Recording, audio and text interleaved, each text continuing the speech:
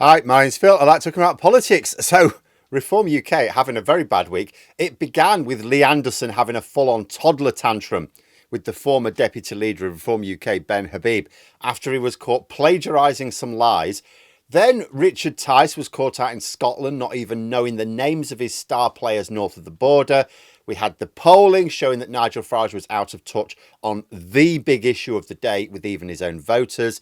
And this seems to have culminated in Rupert Lowe having a pop at the way Farage is running the party, which might have been manageable until Nigel Farage fired back in not the most diplomatic fashion, meaning even the Daily Mail is now describing this as basically civil war within the party.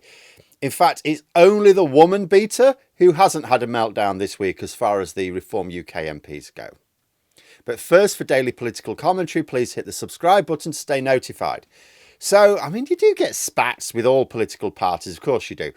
But the usual response is to dial the heat down and then claim that the media are just making a mountain out of a molehill, which sometimes they are. Actually, often they are. But that's because other political parties have a system of imposing discipline on their representatives. Reform UK wanted to fashion themselves as like these rebels. They were going to be the foxes in the hen house. That was their words. That's what they said. So they actually embraced a lack of discipline. After all, why else would you make Lee Anderson your chief whip?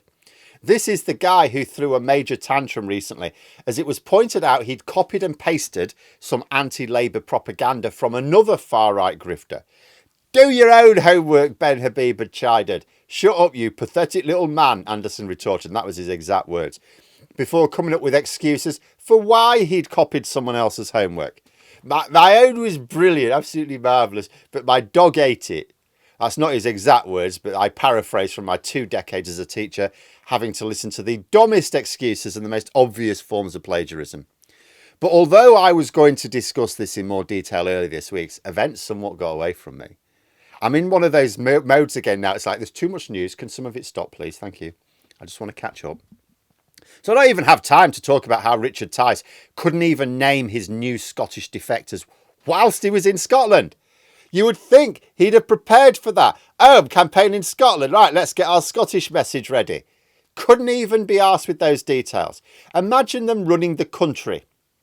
Actually, I suppose that lack of attention to detail could come in handy. If they can't get names right, I mean, Farage might end up sending military support to Ukraine by mistake instead of Russia. And speaking of Farage, the major drama within Reform UK right now is a big old spat with Rupert Lowe. Now, the two of them have had a little bit of an acrimonious past.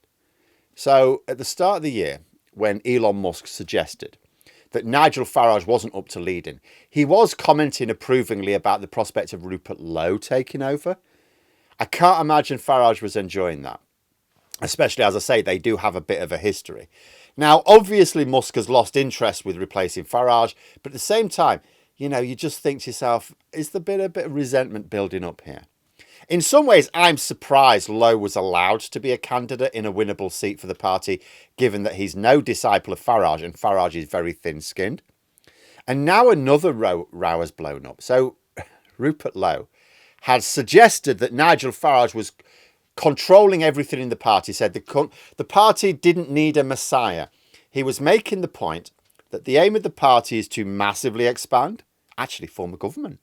And when this happens, there will have to be delegation because it's impossible for one person to micromanage everything.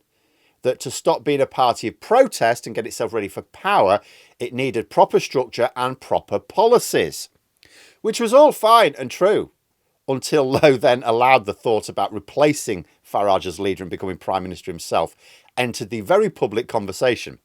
So, of course, Nigel Farage took the bait and fired back, saying Lowe wouldn't have had a cat's chance in hell of becoming an MP without him, which is almost certainly true. But the fight is a sign of a few issues with Reform UK here. Really, I mean, first, they have no discipline of messaging. I mean, there's only 5 of them. There's nothing to stop them having frank, private, clear the air meetings every single week to get things off their chest.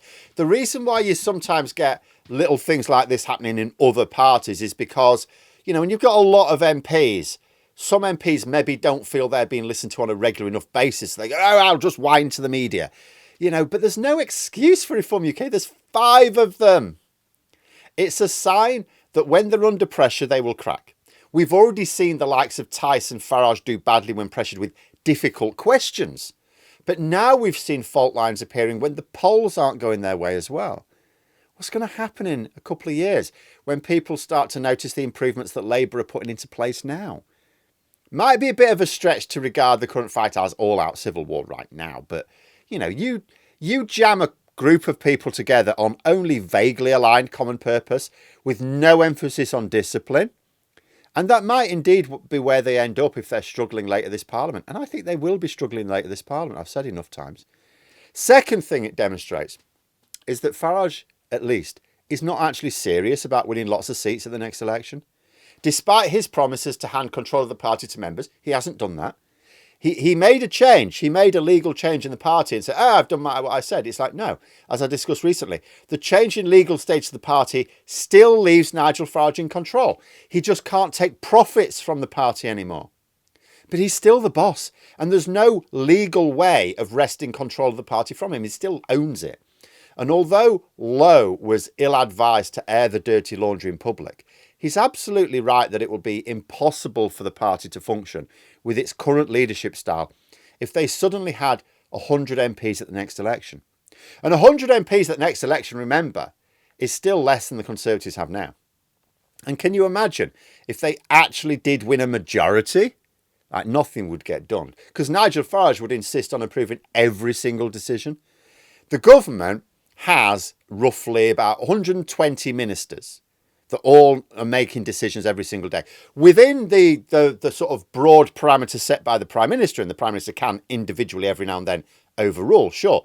But, you've got 120 because that's how complex government is. And even then, there are still bits of government that don't get done because 120 is not really enough. So nothing would get done if Nigel Farage was the minister for everything. Actually, it could be a mercy. A government getting nothing done is the best case scenario when it's a government of evil intent.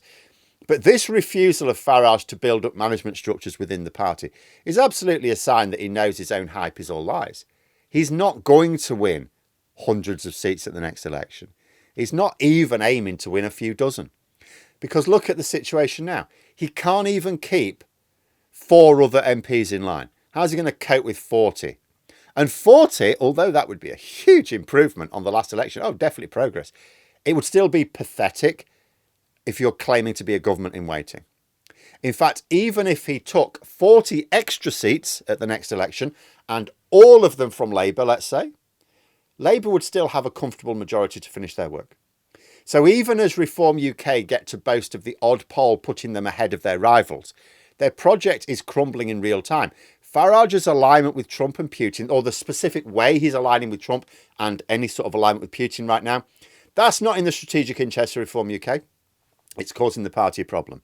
The fact that he remains the effective owner of the party, legally, yes, can't take profits, but he's still in control of the party legally, means he's not prepared to allow for any decision-making to be done by anyone that's not him.